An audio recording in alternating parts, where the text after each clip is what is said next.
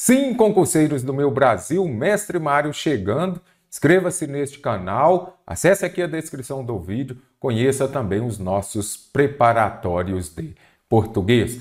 Hoje, resolução de questões da banca IBFC, promessa de muitos concursos neste ano, inclusive para as áreas militares. Vamos lá então. Começo com uma questão que está contemplando crase, tem também ortografia, é o que a gente vai ver aqui agora. Vamos marcar a alternativa correta. Vamos ver aqui, vamos marcar aqui também a alternativa que contém as assertivas corretas. Em há semanas, o há escrito dessa forma denota tempo passado. Será que sim? Tempo transcorrido? Está chovendo há semanas, faz semanas, ou seja, há muito tempo. Então, eu já vi que a 1 está correta, não é isso? Então, já venho aqui e marco. Ora, não está correto, pois deve ser escrito com H. Ora, será que aqui, quando aparecer ora com H, você já sabe que está se referindo a uma ideia de tempo. Ora, a chuva faz bem às plantinhas. Este ora aqui pode ser uma interjeição. Então, aqui nós observamos essa interjeição ora. Ou então pode significar, por exemplo, neste momento. Então, aqui nós já vimos que não deve ser escrito com H. Ora com H está se referindo a uma ideia de tempo. Então, onde tem dois, já descartei, deixei estas daqui. A chuva faz bem às plantinhas. A crase substitui para as. O que significa? Eu poderia falar a chuva faz bem para as plantinhas? Correto, tanto faz aqui. Eu usar a preposição se faz bem a alguma coisa, ou se faz bem para alguma coisa. Então, eu já vi que aqui a 3 também está correta. Então, só a 1 não. Eu já sei que 1 e 3 e a 4. Será que está também? O personagem masculino disse, obrigado por me lembrar isso. Obrigado. Aqui quem fala obrigado quando for uma personagem masculina. Se fosse uma feminina, diria obrigada. Simples assim. As meninas falam obrigada e se é personagem do sexo masculino vai falar obrigado. Não importa com quem fala, mas quem fala. Então, a 4 também, show de bola, corretíssimo. 1, 3 e 4, alternativa D, correta. Atente aos vocábulos retirados do texto, tendo como foco a acentuação. Leia as 4 afirmativas a seguir e vamos marcar a única alternativa em que todas as palavras seguem sequencialmente, respectivamente, ou seja, nessa ordem as classificações fornecidas. A primeira aqui precisa ser oxítona. A segunda, paroxítona. A terceira é proparoxítona. A quarta é um monossílabo tônico. Então, aqui já ficou mais fácil. Monossílabo, monobloco é 1, não é isso? Mono é o quê? 1. Então, eu já vou começar aqui. Uma sílaba. Além já tem 2, descartei. Tem. É um monossílabo, novamente. Além, aqui é o quê? Uma oxítona.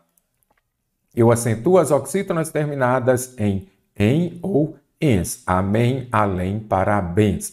Então, aqui eu já vi que é oxítona, descartei também. Então, já vim aqui, descartei 3 alternativas. Não quero saber de paroxítona, que é bem complexa. Não complexa, muitas regras.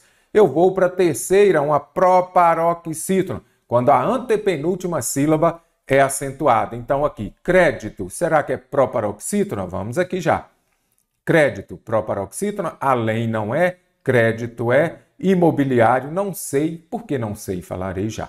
E tem não. Então aqui, ó, eu já venho aqui, vou descartar também a alternativa B. Então já gabaritei a questão sem sofrer com as paroxítonas. Então, crédito, ela é o quê? Proparoxítona. Toda proparoxítona é acentuada. Tem uma sílaba só, monossílabo tônico. Além, qual que é a sílaba tônica? A última. Então, ela é o quê? Uma oxítona. Toda oxítona não. Acentuamos as oxítonas terminadas em A, E, O, seguidos ou não de S. E também terminadas em ou ens. Imobiliário. Então, aqui você observa o quê? Que ela é uma paroxítona terminada em ditongo. Acentuamos as paroxítonas terminadas em ditongo. Meu nome é o quê? Mário ou Mario? Se você falou Mario, fiquei bravo aí, hein? Mário, paroxítona terminada em ditongo crescente. Imobiliário, paroxítona terminada em ditongo crescente. Letra C, decoração, gabaritou a questão. Quando tem vírgula, vocês vão se lembrar do SVC. Se você não pode SPC, você não quer SVC. Você vai se lembrar de que não separo por vírgula o sujeito do verbo e nem o verbo do complemento. Não é isso que está cobrando aqui. Nós precisamos saber aqui por que estamos usando as vírgulas. Observe o excerto, o trecho. Então, o trecho está aqui. Agora aponte a alternativa correta em relação ao uso das vírgulas na estrutura entre aspas. Então, vamos ver aqui. Geralmente é servido champanhe e todos comem, bebem, dançam e comemoram por muitas horas. Primeiro ponto aqui, é importante você observar que esta vírgula está separando os verbos, não é isso? Se tem verbo, tem oração. Então, agora, nesta oração, tem preposição? Melhor, tem conjunção? Não tem. Comem, bebem, dançam. Então, vamos ver. Por que usei vírgula? Tem por finalidade marcar a oração adjetiva restritiva? Nada disso. A adjetiva restritiva exerce a função de adjunta adnominal, ou seja, função de adjetivo. Aí, você vai ficar atento, anote aí também no seu caderno que na maioria das vezes aparece o pronome relativo que. Nós já sabemos que as orações subordinadas adjetivas, elas são iniciadas por um pronome relativo, que seja que, quem, cujo, onde. As bancas cobram o pronome relativo que. Então, aqui não aparece o que. Então, já vou descartar. Este que aqui ele pode dar início a uma restritiva se for sem vírgula, ou se tiver vírgula, vai dar início a uma explicativa, correto? Então, a adjetiva será iniciada pelo pronome relativo que. Para separar termos coordenados, você observa que de fato é coordenado, olha a aditiva aqui. Então, aqui eu tenho o quê? Uma conjunção coordenativa aditiva. Assindéticos, você observa aqui o prefixo de negação. Assindético é sem conexão, sem ligação por conectivo. Então, aqui a banca foi uma mãe, né? Que ela já explicou. Sem ligação por conectivo, de mesma função sintática, que formam muitas vezes enumerações. Trouxe várias definições. Por que eu usei a vírgula aqui? Porque eu tenho termos que exercem a mesma função sintática. Eu tenho o que também? Termos coordenados assindéticos, são aqueles sem a conjunção. Eu tenho aqui também uma enumeração. Então, aqui eu uso a vírgula para separar termos que exercem a mesma função sintática. Aqui eu tenho uma enumeração, ou também tenho o que, como fala aqui, ó, termos coordenados assindéticos. Para o leitor ter tempo de respirar, caro concursando, você que de repente está ingressando no mundo dos concursos, esqueça essa questão de respirar. A vírgula é para respirar, nada disso. Tem por objetivo isolar vocativo. Vocativo é de evocar, é chamar. Chamar, você vai falar com alguém. Se eu disser, Maria, traga-me o bolo. Aí eu estou falando diretamente com Maria. Essa vírgula aqui, aí seria um vocativo. A fim de separar o sujeito, olha aqui, eu disse ainda há pouco, tem vírgula SVC. Não separo por vírgula o sujeito do verbo e nem o verbo do complemento. Não posso separar. Já descartaria 1000 vezes aqui a alternativa E. Vamos marcar a alternativa que preencha de forma correta as lacunas. A partir de hoje, tem crase ou não tem? Primeiro ponto, você vai se lembrar de que não uso crase antes de verbo no infinitivo. A partir, a começar, não uso crase. Então, já descartei 3 alternativas. E agora, no próximo ano, iremos à Itália com crase ou sem. Vou ao mercado a pé. Antes de palavra no masculino, eu não uso crase. Então, no terceiro, não pode ter crase. Gabaritei a questão sem sofrimento. No próximo ano, iremos à Itália. Lembrem-se disso daqui. O que ocorre? Você vai fazer assim, ó. Do verbo ir, você coloca o verbo vir. Eu vim da Itália. Só melhorar isso daqui. Então, você vai se lembrar de que eu vim da Itália. Aí, vim da crase a. Vim de crase para quê? Ou seja, se você substituir o verbo ir por vir e falar vim da, crase a. Se você substituir e der vim de, não há crase. Então, eu vim da Itália, então tem crase. Fui a Paris com crase ou sem crase? Sem crase, porque eu falei o quê? Eu vim de Paris. Vim de crase para quê? Iremos às compras também com crase.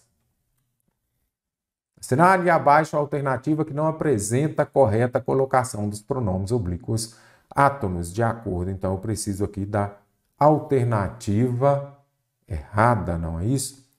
Tem pronome oblíquo átono? Tem colocação pronominal? Você vai se lembrar de quê?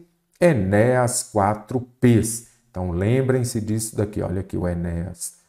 Enéas 4Ps. Por quê? O Enéas, candidato a presidente da República, o tempo dele era tão pouco que ele só falava, meu nome é Enéas. Ele só falava 4 palavras.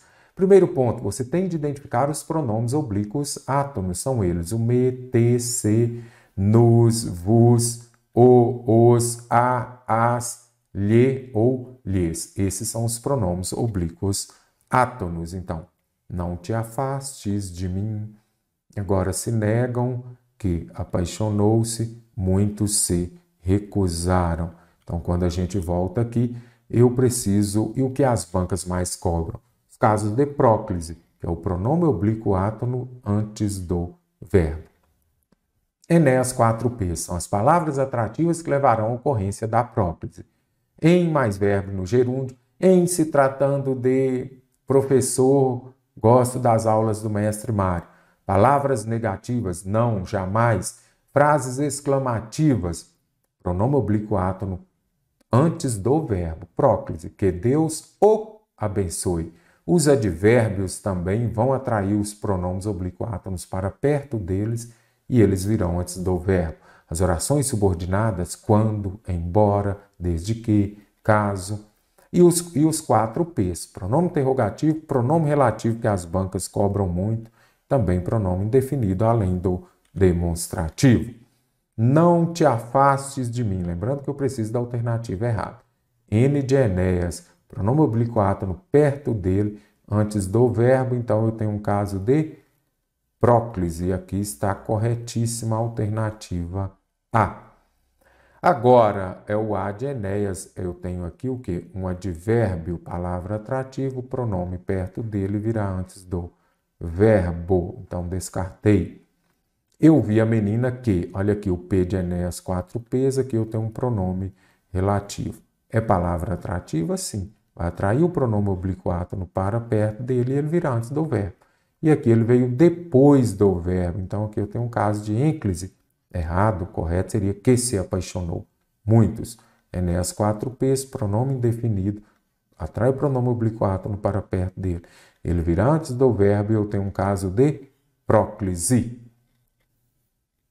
Questão contemplando o quê? Concordância verbal. Então, fique atento aqui. Quando aparecer concordância verbal, a primeira coisa que você vai identificar é o verbo haver.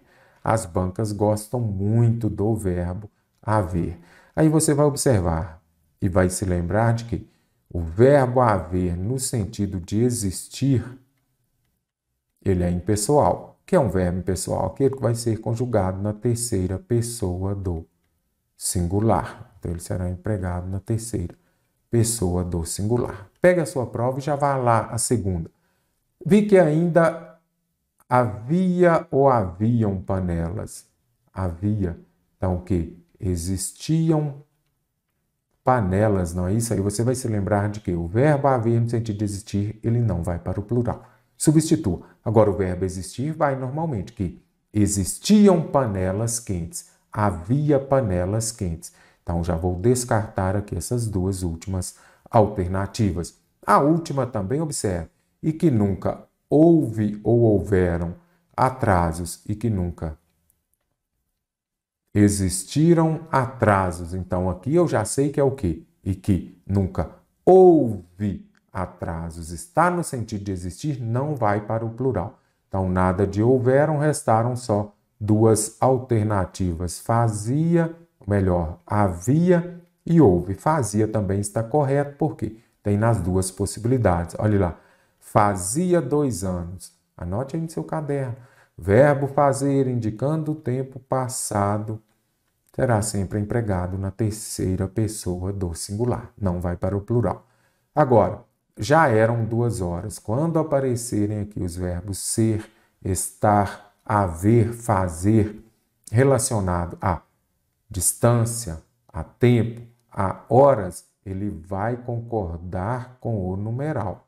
Então, já eram 2 horas. Quantas horas são? São 3 horas. Eu não posso falar 3 horas. Então, lembrem-se disso daqui. O verbo ser, quando estiver se referindo às horas, ele vai concordar com o número de horas, correto? Vai concordar com o número de horas. Então, já eram 2 horas quando ele chegou. Fazia 2 anos que havia se casado. O verbo fazer indicando tempo passado, impessoal. A concordância nominal estabelece uma relação entre o gênero e o número do substantivo com seus determinantes. Então, é uma concordância em gênero e número do substantivo com os demais elementos. Então, você vai se lembrar quem prevalece o substantivo aí? O artigo, o adjetivo, o pronome, o numeral vão concordar com o substantivo em que? Gênero e número. Substantivo no masculino, adjetivo no masculino. A esposa do sueco, mal com L ou mal com U. E agora, vou começar pelo segundo aqui. Vou deixar o mal por enquanto. Observe aqui. A beleza com bastante ou bastantes dores. O que você vai observar? Bastante pode ser adjetivo ou pode ser, no caso, um advérbio. Advérbio é invariável, você já sabe disso. Então, quando for um advérbio, aí você vai se lembrar de quê?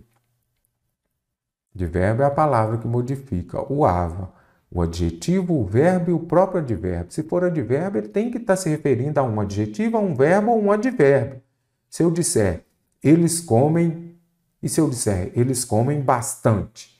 Aí você observa que quando eu falo eles comem bastante, há uma mudança de sentido. Eu modifiquei o verbo comer. Uma coisa é eu falar que eles comem, uma coisa é eu falar que eles comem bastante. Advérbio modifica o ava. Agora, se for adjetivo, ele estará acompanhando o quê? Um substantivo. Então, aqui você já observa. Acompanhando o substantivo, o adjetivo vai concordar com o substantivo em gênero e número. Então, aqui vai ser o quê? Correto será o quê? Bastantes dores de cabeça. Então, já descartei 2 alternativas aqui. Bastante simples, substitua por muitas dores de cabeça. Então, a esposa do sueco mal havia, aqui você já sabe. Mal com L, oposto de bem. Mal com U, oposto de bom. Agora, de que você tem que se lembrar? Que este mal aqui também pode estar se referindo a um tempo. A esposa do sueco mal havia saído, ela tinha acabado de sair. Está se referindo a tempo, é mal com L. E agora, mal, bastantes. Dores de cabeça, as mesmas, já as tivera anteriormente. As mesmas aqui está se referindo a um termo que foi dito anteriormente, sem crase, alternativa C, que está correta. Nada justifica o emprego da crase. Lembre-se de que não existe sujeito preposicionado. Então, aqui vai ser sem acento mesmo, sem crase. Então, o correto aqui, as mesmas. O sueco morou, o sueco passou a morar. Há um padrão de tempo verbal. Elas estão no pretérito perfeito do indicativo. Vamos marcar a alternativa em que esse padrão se repete. Primeiro, anote aí também. pretérito perfeito, ação finalizada no passado. É o mesmo caso de eu falar, por exemplo, estudei, então pronto, estudei português. Acabou.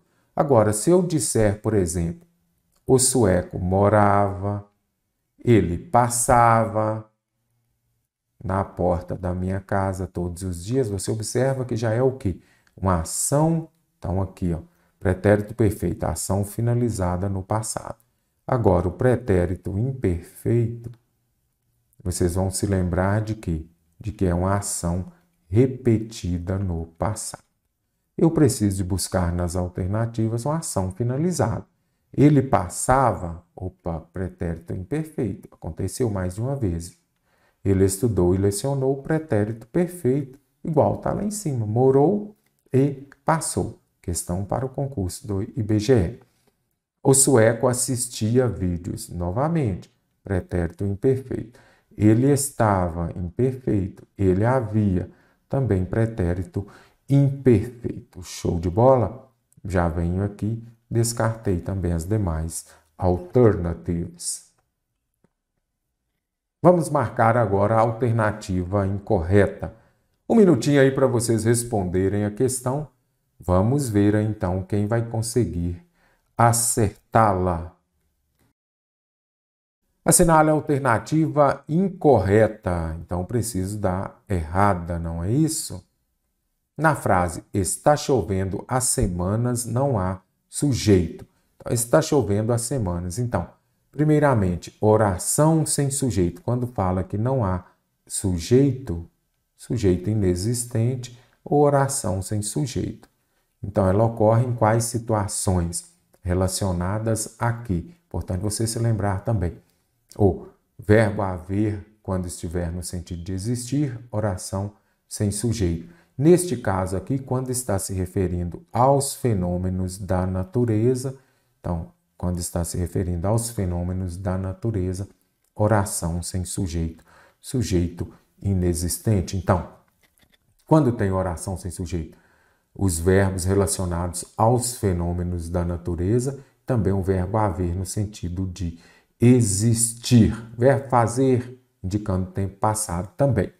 Em não suporto mais, o sujeito oculto, implícito ou desinencial, eu. Sim, que é sujeito oculto? Não aparece, mas eu sei quem. Não suporto mais está se referindo a quem? Só pode ser eu, o sujeito.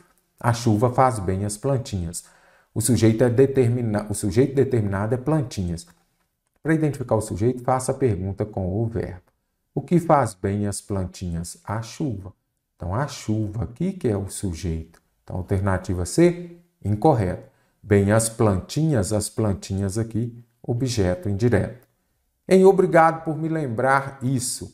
Me é objeto indireto. Obrigado por lembrar a mim. Então, esse me, objeto indireto, certinho aqui.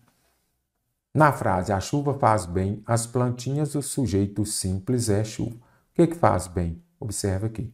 É o sujeito simples, aquele que só possui um núcleo, correto? Então, descartei. A única errada, alternativa C.